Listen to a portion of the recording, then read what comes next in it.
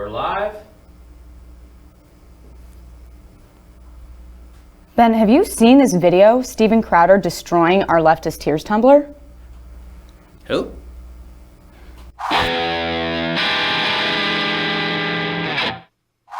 Alrighty, so here we are. Lots of news to get to today, and we're going to get to all of it. President Trump has announced his new Afghanistan policy. We're going to talk about all of that. First, I just want to say that I do know, I think, who Steven Crowder is. I've met him once or twice. This is his mug, the Louder with Crowder mug. If you want this, you should go over to CRTV and subscribe. Crowder does really fantastic, funny material. His mug is nothing in comparison to ours, of course. Ours is much better than his. His is apparently hand-etched by blind nuns or something who just stared at the eclipse. But you can check this out, this Louder with Crowder mug over at CRTV. Otherwise, I don't. Okay, so now on to the news of the day. But first, I actually want to say thank you to a real sponsor of ours, and that would be ZipRecruiter. So if you want people at your company who are better than the ones that I have at my company, then you need to go to ZipRecruiter.com. Let me tell you, we had to rehearse that sketch, that Crowder sketch, at least 4 times to get one take that was decent. So that shows you that we need better employees. That's why you need ZipRecruiter.com as well. ZipRecruiter, you go to their website, and when you use their service, it doesn't require you to find candidates. It finds them for you. 80% of jobs posted on ZipRecruiter get a qualified candidate in just 24 hours. You don't have to juggle emails or calls to your office. You can simply screen, rate, manage candidates all in one place with ZipRecruiter's easy-to-use dashboard. You can find out today why ZipRecruiter has been used by businesses of all sizes to find the best job candidates with immediate results. Right now, if you go to ZipRecruiter, you can go there for free, and you can use ZipRecruiter.com/dailywire. That's ZipRecruiter.com/dailywire, and you get to try it for free. You can post jobs for free, and you will get the best employees, better than even the ones we have here at Daily Wire. ZipRecruiter.com/dailywire for your free ability to post jobs. And as I say, 80% of jobs posted on ZipRecruiter get qualified candidates in 24 hours. So if you're looking to hire, there's no better place. ZipRecruiter.com/dailywire. Again, use that /dailywire also so that they know that we sent you. Okay, so President Trump gives a big statement last night. It was his first address to the nation on the issue of foreign policy. And it was pretty good. I want to go through it. I want to talk about what it spells, why there's resistance to it from some on the right. It's really fascinating. There's now a breakdown that's coming on the right. Some of the people who are sort of the quote-unquote nationalist populist types, the Steve Bannons of the world, the Laura Ingrams of the world, the Tucker Carlsons, those people are very upset with Trump's statement on Afghanistan. But I think that's because we've fallen into this trap when we discuss foreign policy of never looking at the choices that are actually on the table. Instead, we make up choices that are in our own heads. We make up choices that don't resemble reality very much. We don't go to war with the army we have. We go to war with the army we wish we had, in Donald Rumsfeld's famous phrase. We make up these situations in the sky where if we were just tough enough or strong enough, then everything would fall into place. Foreign policy is messy, it's muddy, it's murky, and there are no good choices in places like Afghanistan, which is a tribal place where there has never been a strong national government. There has never been a strong secular government in Afghanistan. It's been a warring hellhole for literally hundreds of years. The British were driven out of there in the 19th century.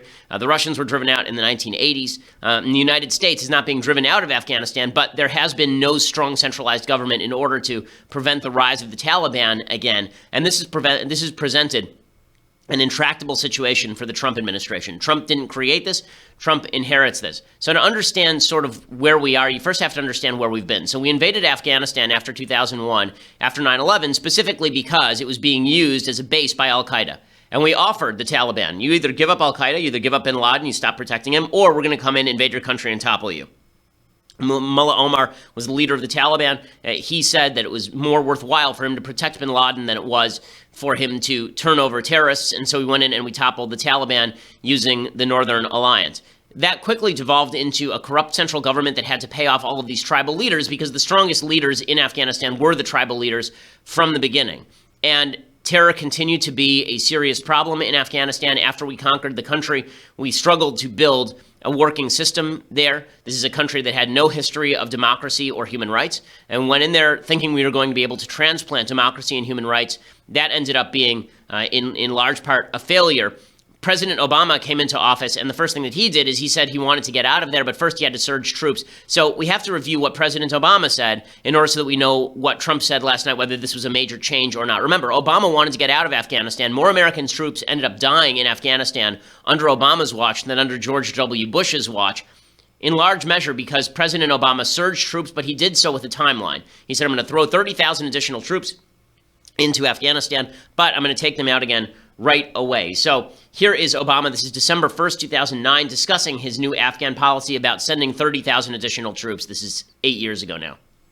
This review is now complete. And as Commander-in-Chief, I have determined that it is in our vital national interest to send an additional 30,000 U.S. troops to Afghanistan. After 18 months, our troops will begin to come home. Okay, the problem this with review this is now particular complete. line, the problem with this particular line when he says that after 18 months our troops will begin to come home is as soon as he says that, the Taliban knows all they have to do is just wait out the United States. Because if they just wait it out, then Obama's going to withdraw troops. And then the idea was we were going to build up Afghanistan's security forces. Well, we built up some of their security forces, but then we didn't leave enough military advisors in place in order to really ensure that those security forces were capable of controlling any significant portion of the country. Helmand Province, particularly, has turned back into the hellhole that it was before Obama surged the troops in the first place. It's really become a disaster area, and that's because of Obama's myopic focus on getting out as soon as possible as opposed to achieving mission goals. He also talked about Pakistan in this particular speech. He suggested that we were going to forge a strong relationship with Pakistan. The problem is that Pakistan has no interest in forging a relationship with us that revolves around getting rid of the Taliban. The Taliban actually has substantial territorial holdings in northern and eastern Pakistan and western Pakistan and has been a serious threat to the government of Pakistan for years and years and years. Obama made nice with the government of Pakistan, but then when push came to shove, he really didn't, right? When we killed bin Laden, he apparently didn't even clear that with the Pakistani government, supposedly, because he knew that the Pakistani government might leak that to bin Laden himself. But his original vision was we're going to be very nice to Pakistan. In the past, we too often defined our relationship with Pakistan narrowly. And those days are over. Moving forward, we are committed to a partnership with Pakistan that is built on a foundation of mutual interest, mutual respect, and mutual trust. Okay, and that obviously did not take place. And then finally, Obama's biggest mistake is he suggested that we ought to do nothing, we ought to get rid of Gitmo, that it was U.S. policy that was driving terrorism. This is always the apologetic foreign policy of President Obama, and it didn't end up helping us on the world stage in any real way. And finally, we must draw on the strength of our values. For the challenges that we face may have changed, but the things that we believe in must not. And that's why we must promote our values by living them at home, which is why I have prohibited torture and will close the prison at Guantanamo Bay. And we must make it clear to every man, woman, and child around the world who lives under the dark cloud of tyranny that America will speak out on behalf of their human rights and tend to the light of freedom and justice and opportunity and respect for the dignity of all peoples. Okay, so this was also very George W. Bush-esque language, this talk about dignity of all peoples and freedom and justice and opportunity. The reality is that in Afghanistan, we basically have three choices, and we always had three choices. One was an overwhelming surge in order to pacify the country and maintaining that surge as long as necessary in order to pacify the country. Number two was to get out completely, just pull out completely, right? This was sort of what Obama wanted to do, and then reality overtook him. And that's why George W. Bush and Obama, and now finally Donald Trump, a guy who campaigned on the idea that he was going to get out of Afghanistan ASAP, somebody who in 2013 was saying Afghanistan was a foolish war we never should have gotten into, now he is basically taking the same tack. All three of these presidents have decided that the only thing that we can do is muddle through. We're not willing to expend the kind of resources necessary to actually occupy the country for 60 years, Japan style or Germany style. There is no government for us to overthrow in Afghanistan in order to ensure the pacification of the population. And so we're going to have to muddle through a long counterinsurgency. And Obama eventually ended up coming to that conclusion, and now President Trump has come to that conclusion as well. Now, what President Trump did do is he is militating some of that policy. So he's changing some of the mistakes that Obama made. And he's getting a lot of flack on the right for this. He's getting a lot of flack, as I said, from Laura Ingraham and Tucker Carlson and the folks over at Breitbart. There was even a piece over at Breitbart today by a columnist named Brian Darling suggested that if he had known that Trump was going to do what he said last night, he might not have voted for him in the first place. I think that this is neglecting the fact that Afghanistan was the source of al-Qaeda that attacked us on 9/11, that if we were to leave these people to their own devices, they would quickly rebuild the terrorist bases that'd be used to strike at the heart of the United States. And the rip on President Trump from the right is unrealistic. I think it's the isolationist right and the isolationist left. I think this is unrealistic. It's Clintonian foreign policy. We tried it during Bill Clinton's era. This hands off, leave them alone, they're not bothering us. And the result was the USS Cole and the bombings in Kenya and Tanzania and 9/11, of course. The fact is that while it is unpopular to say this, the war on terror has been largely successful in terms of reducing major terrorist attacks in the West. Okay, we haven't seen anything remotely approaching a 9/11 since 9/11. We've seen small-scale terror attacks from people who have been recruited through the internet by ISIS, but that is not of the same size and scope as the fully planned cell-based terror attacks that al-Qaeda was pursuing in the lead up to 9/11 and then including 9/11 itself. So Trump looks at this and he gets into office and his generals tell him, look, Mr. President, you can talk all you want about pulling out of Afghanistan, but the fact of the matter is that you are going to have to be responsible for whatever comes next. And I thought that Trump actually did an admirable job last night of doing something I've never seen him do before, explaining why he changed his mind. He led off his speech after making some statements about American unity and unity of the armed forces, which was obviously an attempt to tamp down a lot of the anger over Charlottesville. President Trump said this about having changed his opinions on Afghanistan. This is clip one. My original instinct was to pull out. And historically, I like following my instincts. But all my life, I've heard that decisions are much different when you sit behind the desk in the Oval Office. In other words, when you're president of the United States.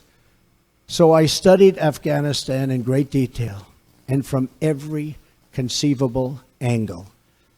After many meetings over many months, we held our final meeting last Friday at Camp David with my cabinet and generals to complete our strategy. This is the first time I've ever seen President Trump actually go back on something and acknowledge that new evidence had changed his mind. I think that that's a good thing. I'd like to see more of this from President Trump in different areas of his governance where he says, listen, I used to say a lot of things and some of those things were right and some of those things were wrong. I have instincts. I think they're pretty good.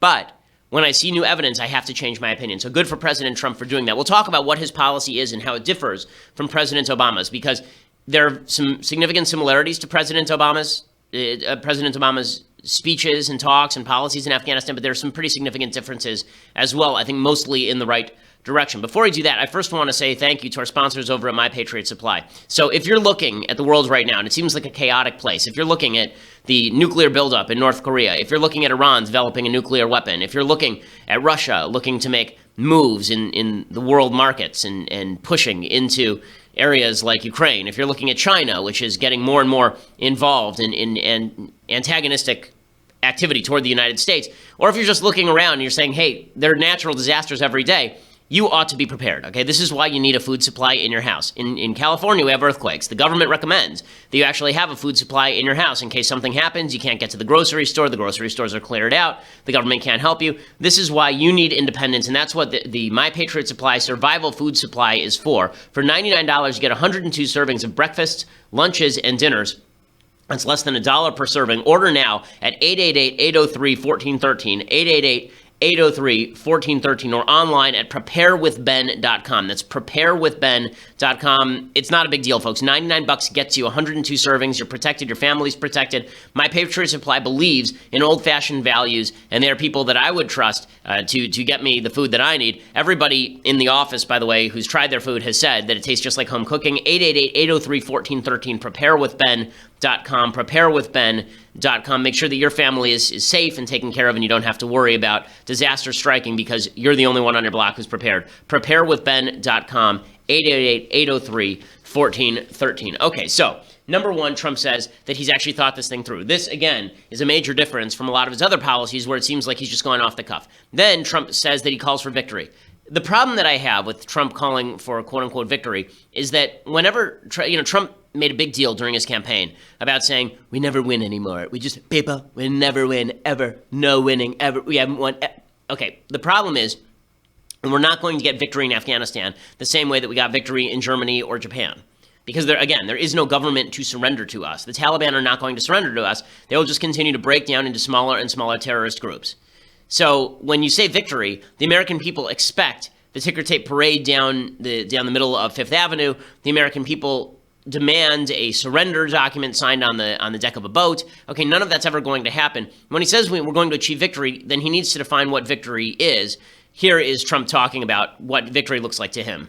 First, our nation must seek an honorable and enduring outcome worthy of the tremendous sacrifices that have been made, especially the sacrifices of lives. The men and women who serve our nation in combat deserve a plan for victory. They deserve the tools they need and the trust they have earned to fight and to win. From now on, victory will have a clear definition: attacking our enemies, obliterating ISIS, crushing al-Qaeda, preventing the Taliban from taking over Afghanistan, and stopping mass terror attacks against America before they emerge. Okay, the problem with this particular definition of victory is it's exactly the same, almost word for word, President Obama's definition of victory or George W. Bush's definition of victory.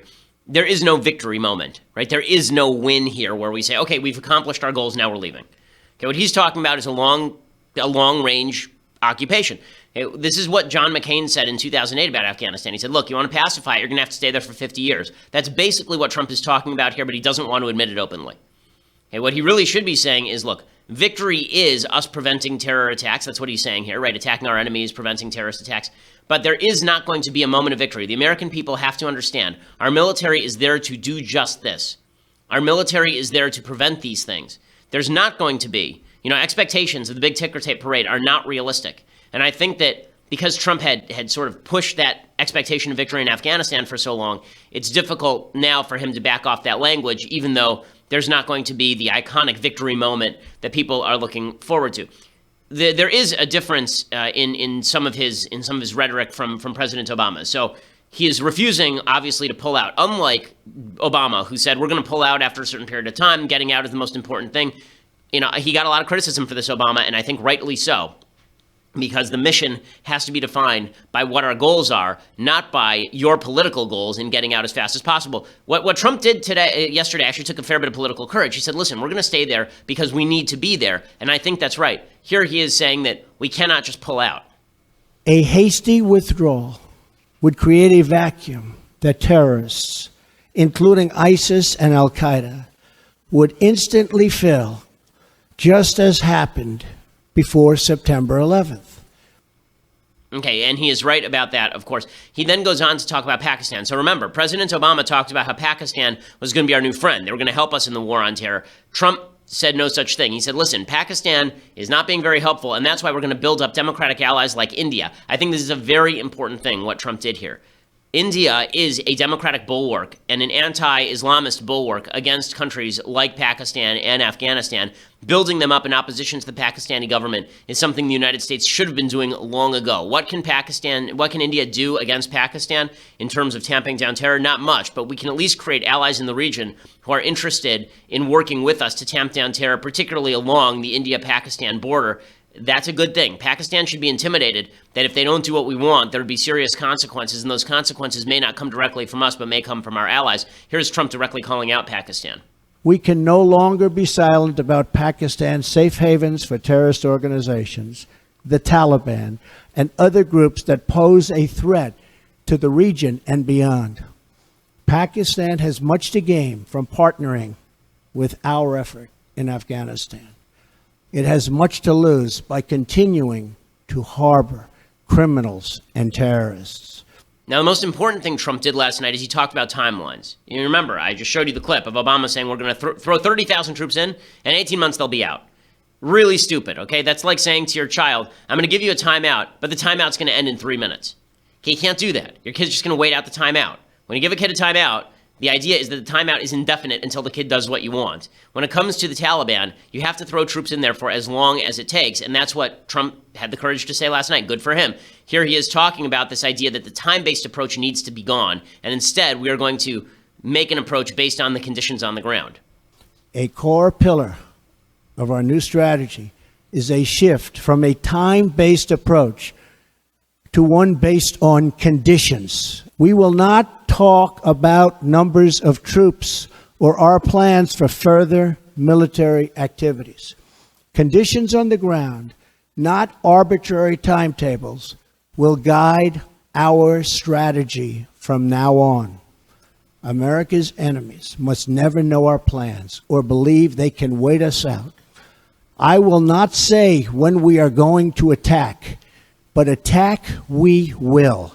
Okay, so good for him. Again, I agree that when it comes to arbitrary deadlines, that's foolishness. It's exactly the sort of arbitrary deadlines that we used to set in Vietnam. And I'll bet you a lot of what he is saying right now comes from H.R. McMaster, his national security advisor. H.R. McMaster wrote a very good book called Dereliction of Duty about American military policy in Vietnam. And one of his great critiques was this idea of graduated escalation, which was pushed by Robert McNamara, who was the Secretary of Defense under JFK and then later under LBJ. This idea that we are going to gradually, slowly increase the number of troops and announce every time how many troops we were adding to the battlefield, telling the Viet Cong exactly what sort of opposition they were going to face. H.R. McMaster says, listen, you go in and you do what you have to do, but you don't give signals to your enemies and you don't tell them when you're pulling in and pulling out. That seems to me eminently correct. Now, here's something that I think is wrong. Okay, Trump says he leaves the door open to negotiations with the Taliban. I think this is a big mistake. This is something that Obama pursued, but W didn't. This idea that the Taliban will come to the table. In fact, Obama actually set up an office in Qatar so that he could talk with the Taliban. That did not do anything except make the Taliban more determined to reinforce its own positions in Afghanistan so they'd have a stronger negotiating position at the table. Here's Trump opening the door to this. Someday, after an effective military effort, perhaps it will be possible to have a political settlement that includes elements of the Taliban in Afghanistan. But nobody knows if or when that will ever happen. Okay, well, still, you shouldn't be leaving that on the table. If you don't want to negotiate with them, don't talk about negotiating with them. A couple more points, and I think these are good on Trump in 1 second. But first, I want to say thank you to our sponsors over at Realty Shares. So this is not an offering of securities. Private investments are highly illiquid and risky, not suitable for all investors. Past performance not indicative of future results. Securities offered to accredited investors through North Capital Private Securities member FINRA SIPC. So you're interested in investing in real estate, but you don't know how. You don't know what the good investment looks like. And you don't have $100,000 to just drop on a condo right now. Well, that is exactly what Realty Shares is for. REALTY shares.com. They got rid of the walls between you and real estate investing. You don't need billions, millions, or even tens of thousands of dollars to invest in vetted real estate assets. With Realty Shares, the way that it works is that they vet all of these properties, and then hundreds of people invest fractionally, reducing the cost of an initial investment. For just $5,000, you can start investing in properties. It's free to sign up and browse the investments at realtyshares.com/Ben. Getting set up takes just a few minutes, and then you can manage and invest directly from your phone or computer through their simple and secure online process. If you make $200,000 a year, you may qualify. Find out today at realtyshares.com/Ben. That's realtyshares.com/Ben. And right now, if you sign up using that special code realtyshares.com/Ben, you get $100 toward your first investment today. That's $100 toward your first investment, so it's $4,900 to invest in your first property instead of $5,000. realtyshares.com/Ben for your first investment. Again, it's a great way to get into real estate investing. You should certainly be looking at investing your money. If it's just sitting there in the bank, it's not doing any good. Make sure that you're investing the way you need to in order to ensure that your financial goals are met over the course of your lifetime. realtyshares.com/Ben. Okay, so back to President Trump. He dropped this little note that was sort of different from both W and Obama. He said, we're not nation building. So these are keywords. When these are sort of buzzwords, they don't mean a whole hell of a lot, but it was supposed to appease his more populist, nationalist, isolationist base. Here's Trump talking about Afghan responsibility. Here's what he had to say. We are not nation building again. We are killing terrorists. we will no longer use American military might to construct democracies in faraway lands or try to rebuild other countries in our own image. Those days are now over. Instead, we will work with allies and partners to protect our shared interests. We are not asking others to change their way of life, but to pursue common goals that allow our children to live better and safer lives. This principled realism will guide our decisions moving forward. Okay, the reality of the situation, however, is that when he says we're not going to nation build, we are going to continue building up Afghanistan's security forces. It doesn't mean we have to build schools for them, but it does mean that we have to build up their security forces so that they can kill terrorists, and then they can use their resources to build schools. So this idea that we're not nation building, it's a little bit of a false divide. Okay, when you go in and you build up a nation's security forces to ensure their government is stable enough to take care of terrorism, that is, in fact, nation building. The best thing I think that Trump did in this speech is he said we're changing the rules of engagement. President Obama was very strong on the idea that he was going to, in top-down fashion, control the rules of engagement in Afghanistan. He was going to prevent our troops from being able to open fire on people if they'd hidden their guns. So there'd be situations where there'd be a terrorist and he would know that there were soldiers watching him. He'd drop his gun behind a car and run across the street. And our soldiers were told, okay, don't shoot at that guy because he doesn't have a gun, even though they'd seen him with the gun 1 second beforehand. Trump says, I'm going to relieve a lot of these rules of engagement and free our troops to do what they need to do. Military commanders are now in charge. This is good stuff. Finally, my administration will ensure that you, the brave defenders of the American people, will have the necessary tools and rules of engagement to make this strategy work and work effectively and work quickly. I have already lifted restrictions the previous administration placed on our warfighters that prevented the Secretary of Defense and our commanders in the field from fully and swiftly waging battle against the enemy. Micromanagement from Washington, D.C. does not win battles.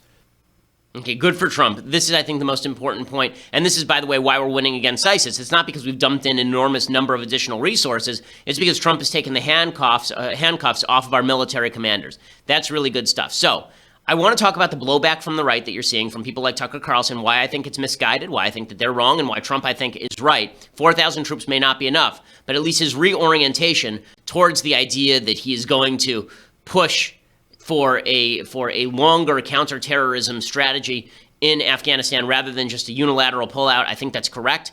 But we'll talk about the blowback that he's received. We'll also deconstruct some culture. We have a pretty epic deconstruction of culture today, so we'll do all of that. But first, you have to go over to dailywire.com and subscribe. We are a video show, not just an audio show. If you want to watch us live, $9.99 a month ensures that you can watch the entire show live. You don't have to wait until we post it later. And you can also, later, if you become a subscriber, when we do post the show later, we remove the ads, so you get the entire show completely straight through.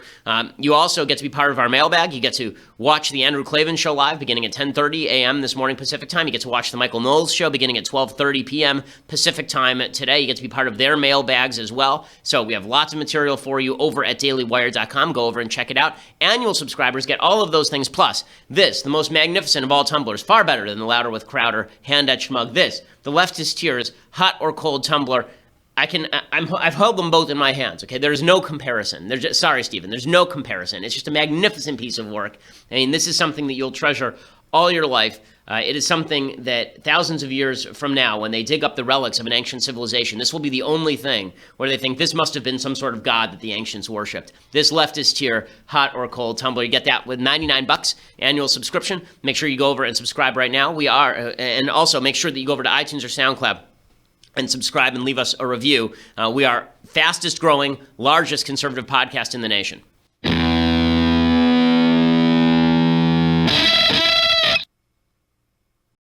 So I've had my criticisms of President Trump. If you've been following the show for more than 2 minutes, you know that I've been very critical of President Trump when I felt that President Trump deserved the criticism. I think that his speech last night in Afghanistan was quite good. I don't think that it fulfills all of the promises. I don't think that we're going to get some sort of clear-cut victory. I don't, he's been saying that he is not going to release to the American public how many troops are going in. That sort of prevents us from getting a metric on how things are going in Afghanistan. But the idea that he was going to pull out, putting that aside, I think is a good move by President Trump. And I think that while 4,000 troops may not be enough to ensure the goals he wants, at least he is aiming at right goals and he's correcting some of the worst mistakes of the Obama administration in Afghanistan. he's getting flack from the populist Steve Bannon, Laura Ingraham right. So Laura Ingraham today tweeted out, who's going to pay for it? What is our measure of success? We didn't win with 100,000 troops. How will we win with 4,000 more? The answer, of course, is that we're not going to win. We are going to maintain a presence there to prevent the creation of new terror cells that can harm America. Okay, the war on terror, again, the war on terror has been a success. While everyone likes to talk about how it has not been a success, the fact is that when Obama started to withdraw us from the war on terror, that is when you saw a dramatic escalation of terror attacks in the West, specifically from the areas where Obama withdrew. He didn't withdraw from Afghanistan. You're not seeing an uptick in terror from sources in Afghanistan. You are seeing a massive uptick in terror from sources in Iraq and Syria, right? Areas where Obama purposefully withdrew American troops. Trump at least understands this. Okay, Laura Ingraham tweeted, I thought we were going to drain the swamp in Washington, not clear the desert in Afghanistan. But we do have to clear the desert of terrorists in Afghanistan. Okay, she's not the only one who's making these critiques. A lot of the people warm with Trump were warm to him because they're sort of Pat Buchanan isolationists. Tucker Carlson, who used to be much more interventionist, has flipped because I think Tucker likes the popularity of being isolationist on foreign policy. Maybe it's sincere, maybe it is. But in any case, here is Tucker talking about why he thinks that Trump's foreign policy here is wrong. Second, if we increase our presence in Afghanistan, what long-term U.S. interest are we pursuing by doing that? The original goal was to eliminate state-sponsored terrorist training camps. Those are long gone. Even if those camps came back, it's not clear how relevant they would be. Islamists now recruit on the internet, and even an untrained extremist can kill dozens with a car. We've learned that sad lesson recently. So what is the point of this? Equating all terror attacks is really stupid. 9/11 was not the same as somebody mowing a truck through a crowd. He's right, of course, that threat will continue to exist. But the idea that if they reestablish the terror training camps, we don't know what comes next. We know exactly what comes next because we saw what came next last time. He says that he wants to rely on not importing all these people into the United States. But the fact is that there are going to be people who come into the United States. Listen, I'm in favor of President Trump's travel ban. But I think that the idea that it's going to prevent terrorists from crossing the border in a myriad variety of ways, his travel ban only applies to 7 particular countries. It does not apply to people who are coming through Europe. Europe doesn't have a travel ban. So they can go to France, they can establish a green card, and then they can come to the United States. Okay, so the travel ban is a hedge, but it is not a finisher. The fact is, the war on terror was designed to draw terrorists to places like Afghanistan and Iraq to fight against American troops.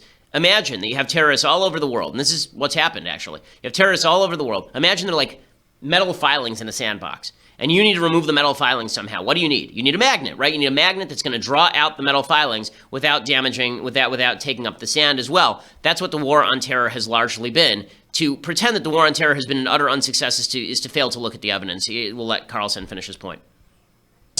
If the goal is simply to keep Islamic extremism from our shores, why is a war in Afghanistan more effective than, say, a vigorously enforced travel ban?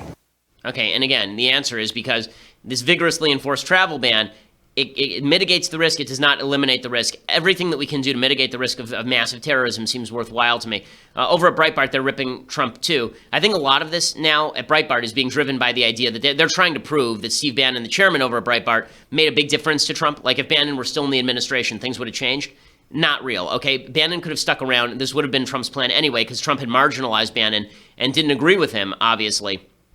Over at Breitbart, Brian Darling wrote, quote, I voted for Donald J. Trump because he promoted a foreign policy of restraint. I voted for Donald J. Trump because he promised change. I may have made a mistake. Okay, or maybe you're just mistaken on policy and Trump is right and you're wrong. Okay, those are words that don't frequently leave my lips, so definitely take note of them when they do. Okay, you're seeing people like Lindsey Graham cheer. The problem is that Lindsey Graham is such an interventionist that whenever he says anything, people tend to go, oh boy, not Lindsey Graham. But Lindsey Graham is warm on this policy. I think he's right to be. I'm proud, I'm relieved. I'm proud of the fact that President Trump made a national security decision, not a political decision. I'm proud of the fact that he listened to the generals, and most proud of the fact that he shows the will to stand up to radical Islam. I'm relieved that he did not take the advice to withdraw, which would have been disastrous, or create a mercenary army. So I'm very pleased, very thoughtful, very inspiring speech, and I can assure you a lot of people in Congress will be behind the president. Okay, so I think that is correct, by the way. Now, In other news where Lindsey Graham is pleased, but this time you shouldn't be, this is according to McClatchy today. Donald Trump aides are pushing him to protect young people brought into the country illegally as children and then use the issue as a bargaining chip for a larger immigration deal, despite the president's campaign vow to deport so-called dreamers. So now they're trying to push him, Trump's aides are trying to push him to enshrine DACA, the Deferred Action for Childhood Arrivals program, executive amnesty. You remember Trump promised he was going to get rid of it? Now they're saying to him, you should give citizenship to these kids, and in exchange, you should ask government to build the wall and to ensure that legal immigration levels are brought down.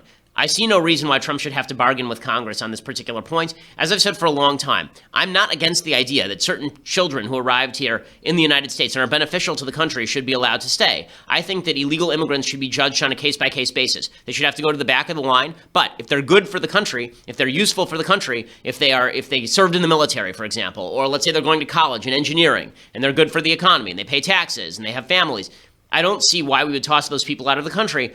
I don't think they have the right to be here, however, and that means that you should deport the ones who don't belong here. Okay, trying to judge everybody as a class, I think, is foolish. This attempt to now trade away one of Trump's key campaign promises in order to achieve another of Trump's key campaign promises. You want to piss off Breitbart, you want to piss off Carlson, you want to piss off Coulter. There's no better way to do it. Okay, time for some things I like, things I hate, and then deconstructing the culture. So, things I like. Speaking of people going blind from looking at things in the sky,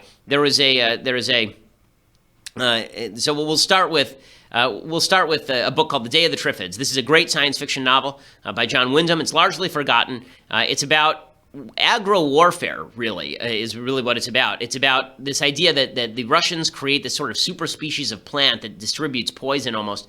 But what happens is that one guy gets poisoned in the eyes by this, and then there's some sort of nuclear explosion. Everybody looks at the nuclear explosion in Britain and goes blind. And so he's the only one who's left able to be he's the only sighted person left in Britain, or one of the few. And so it's actually, the beginning of this book is the inspiration for the beginning of 28 Days Later.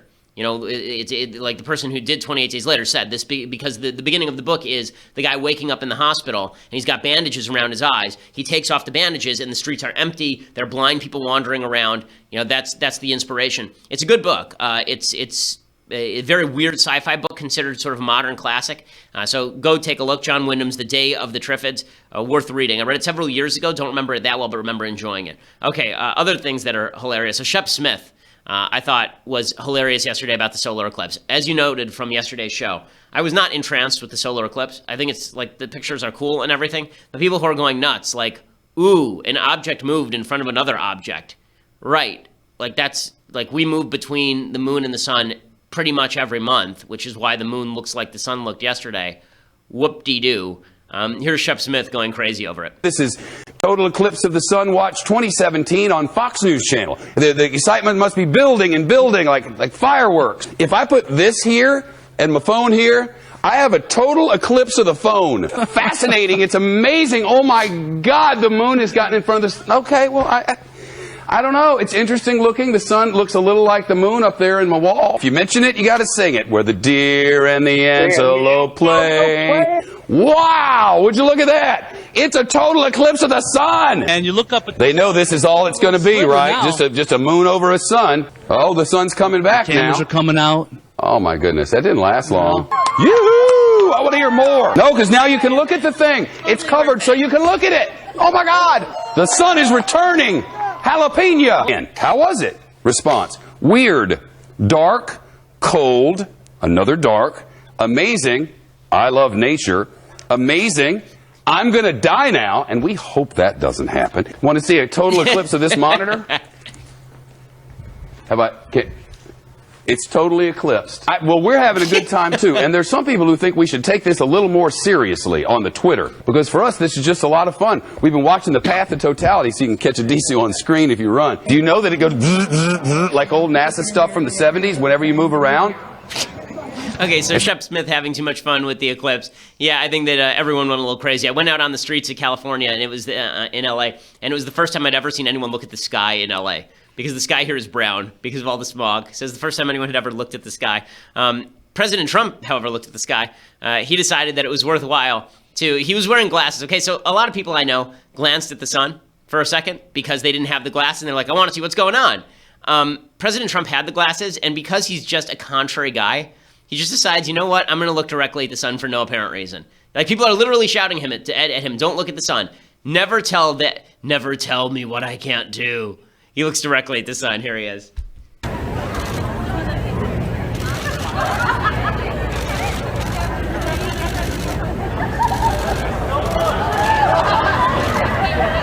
Don't look, and he's looking up at the sun.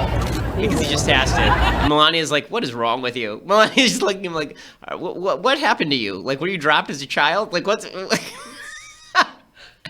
Pretty spectacular. So there's the president. It's going to be sad when in 3 days he's clinically blind and he can't read the teleprompter anymore, and then things are really going to get wild. But he is such a contrary guy that I think that what we ought to do at this point is suggest to President Trump that he definitely needs to cut. No matter what he does, he should not cut taxes. He should definitely not cut taxes, and then he will just destroy the IRS immediately. Pretty amazing. Okay, speaking of science that actually does amaze me, actually really cool science. This is very inspirational. There are a bunch of videos out now of people who are deaf and have been given cochlear implants or devices in their ears that allow them to hear for the first time. It really is quite incredible. Speaking. So now technically your device is on. Can you tell?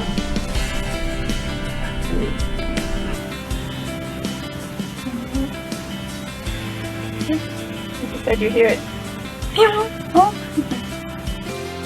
Hi, Cooper. Hi, Cooper. Hi, Cooper.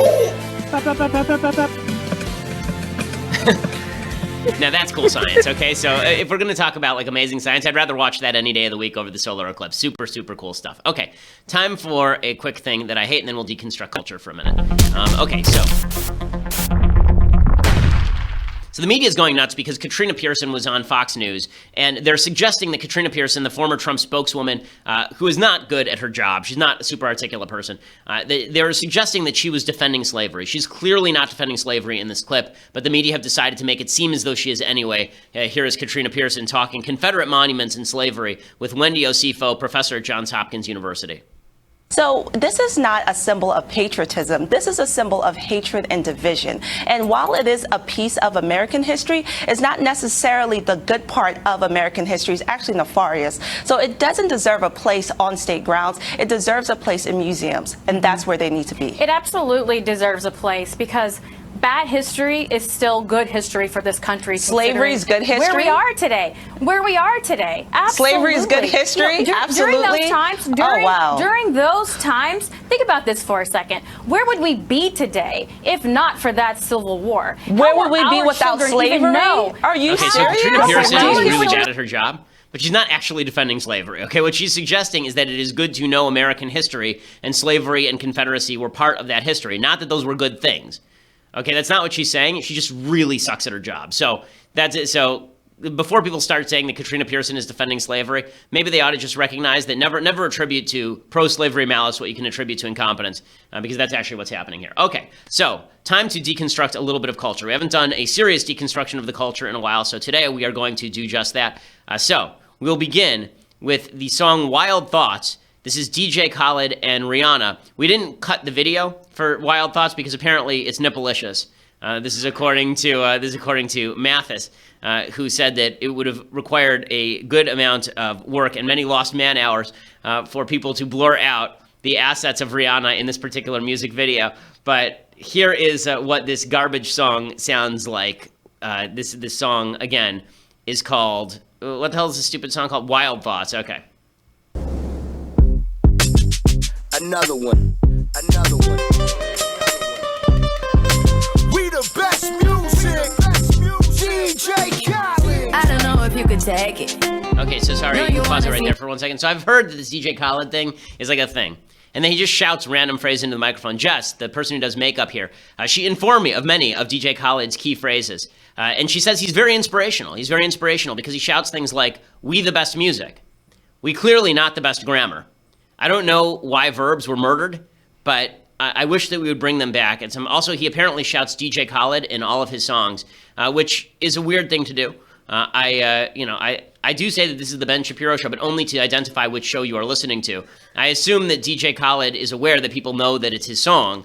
Maybe he's doing the same thing. Maybe he's saying DJ Khaled because he thinks people don't know he's there. Apparently, also, he has inspirational phrases such as level up, What are we, 11 and playing Super Mario Brothers? And also, he says, bless up, which I don't know what that means.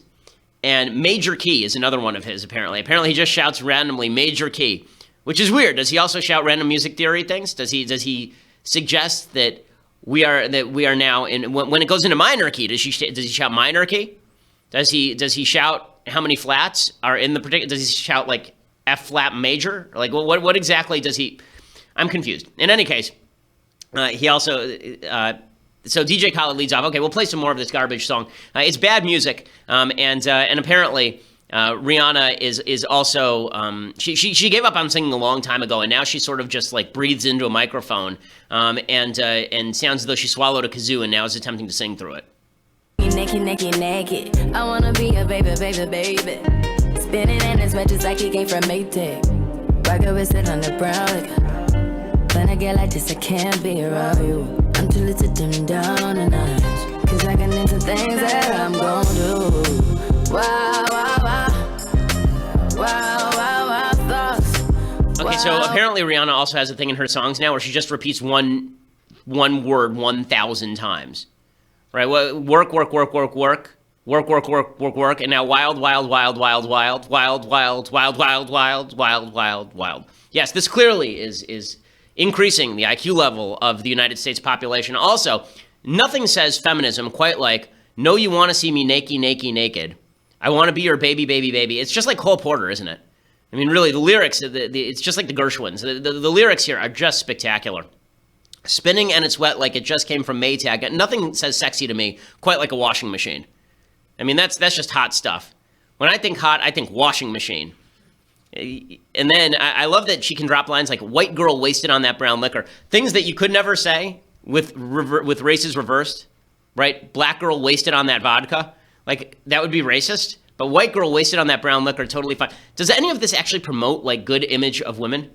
And she's supposed to be, one of the things that I love about the modern pop music scene is that feminism is basically like what a raunchy, randy dude would be thinking about at 2 o'clock in the morning after watching porn on his computer. That's basically what feminism is now, right? So much so that we can't even show you the video because it's nipplelicious. So it's basically softcore porn made by all of these pop stars who can't sing because she can't sing. Okay, her voice is now garbage. I don't know what happened to her. It sounds like Jon Snow strangled Littlefinger, and now Littlefinger's trying to sing. I mean, it's just bad stuff all the way through. And again, you wonder why all these guys have a vision of women, that women are just sex objects who want nothing more than to get raunchy with them. Maybe it's because pop is designed to play on those male emotions, and so there are a lot of women who are taking advantage of that, and it's generating a bad image of women generally. I don't think that it's a good thing overall. Okay, so there is my critique of a garbage song called Wild Thoughts. I was not inspired by DJ Khaled shrieking his own name. I've been informed that he is a good person. I was also told by Mathis that he is a good person because he loves his child. I like that. I do like that the standard for being a good person now, maybe he is a nice person, I don't know. But I like that the standard for being a good person in pop culture world is basically you don't kill puppies in your spare time. Like, oh, he likes his child. Congratulations. He doesn't have sex with corpses. Like, great. Like, it's just, our standards in society have lowered somewhat. If he does great things for people, that's great. Like, those would be the things that I'd want to hear about. So you're going to have to make a better defense of DJ Khaled next time, Mathis and or Jess. I am not inspired by his quote. I wrote some of these down because they're so inspirational. Key to more success is a clean heart and a clean face. Doesn't he have a beard? Weird. Okay, well, you learn something new every day.